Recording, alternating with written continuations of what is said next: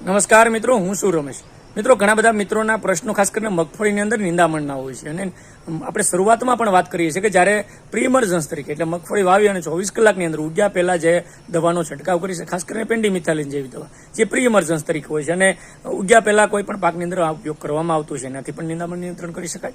બીજું, ખાસ મગફળીની અંદર જ્યારે તમને વરાપનો સમય મળે તો આંતરખેડ એટલે બેલી અંકારીને અથવા તો હાથ નિંદામણથી જ જો નિંદામણનો નાશ કરશો તો ખૂબ સારી જમીનની તંદુરસ્તી જાળવી શકશો અને પાકનું ઉત્પાદન પણ વધારી શકશો.